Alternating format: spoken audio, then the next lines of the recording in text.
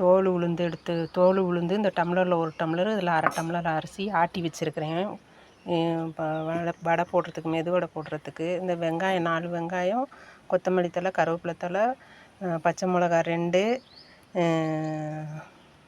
மிளகு, ஜீரகம் எடுத்து வச்சுருக்கிறேன். நல்லா செஞ்சு வடை போட போகிறேன் நான்.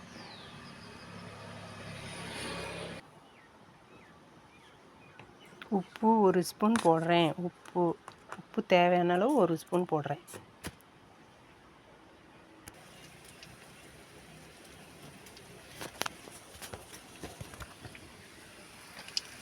பாருங்கள், நான் எண்ணெயை சூடு பண்ணி நான் வடை போட்டுட்ருக்கேன்.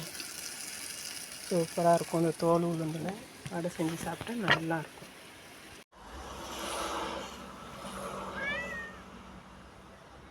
தோல் உளுந்து மெதுவடை ரெடி ஆயிடுச்சு.